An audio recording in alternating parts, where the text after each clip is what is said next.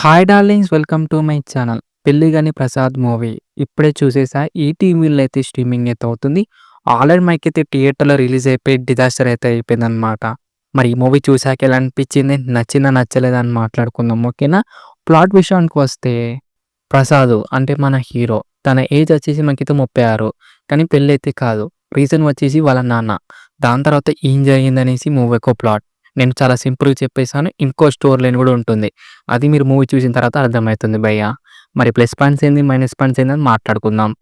Plus point వచ్చేసి మనకైతే కొన్ని కొన్ని కామెడీ సీన్స్ అయితే చాలా బాగా పర్ఫెక్ట్ అయ్యాయి భయ్యా.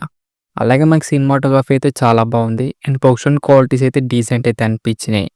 ఇవే భయ్యా నాకైతే ప్లస్ పాయింట్స్ అయితే అనిపించాయన్నమాట. అంతే, అవే ప్లస్ పాయింట్స్. ఇప్పుడు మనం మైనస్ పాయింట్ గురించి మాట్లాడుకుందాం. Story, screen play, direction routine అయితే ఉంటుంది. మాకెప్పుడో 2000లో వచ్చినా గూడా మనకైతే హిట్ అయితే కాదన్నమాట ఈ మూవీ అయితే. అలా ఉంటుంది స్టోరీ అయితే. ఆ సాంగ్స్ ఏందో, ఆ సాంగ్స్ ప్లేస్‌మెంట్ ఏందో, ఆ కామెడీ సీన్స్ ఏందో కొన్ని వర్కౌట్ అయ్యాయి. ఇంకా కొన్ని వర్కౌట్ కావాలి కదా! క్రింజ్ కామెడీ సీన్స్ ఉంటాయి భయ్యా. అసలు తట్టుకోలేమనిపించింది నాకైతే. మనకు రన్ టైమ్ ఎక్కువ ఉండదు భయ్యా. జస్ట్ 1 అవర్ 50 మినిట్స్ మాత్రమే ఉంటుంది. కానీ మూవీ చూసిన తర్వాత మనమైతే చచ్చిపోతాం భయ్యా. అలా ఉంటుందన్నమాట. ఆ క్యారెక్టర్ ఏందో, ఆ క్యారెక్టర్ రాశుడేందో, వాళ్ళెందుకు అట్లా బిహేవ్ చేస్తారో అర్థం కాదు. ఇంకా దరిద్రం ఏందంటే ఒక్కటంటే ఒక్క ఎమోషనల్ సీన్స్ వర్కౌట్ కాలేదనిపించింది నాకైతే. అలాగే మూవీలో మనకు క్లైమాక్స్ ఉంటది భయ్యా. ఎంత తక్కువ మాట్లాడుకుంటే అంత మంచిది ఆ క్లైమాక్స్ గురించి. అలాగే ఇంకో దరిద్రం విషయం మాట్లాడుకుంటే మన హీరోయిన్ భయ్యా. అసలు ఆమె ఎందుకు ఉంది? ఆమెకి సరిగ్గా యాక్టింగ్ రావట్లేదు. ఆమె క్యారెక్టర్ ఏందో, ఏందో ఇగ నాకర్థం కాలేదనమాట.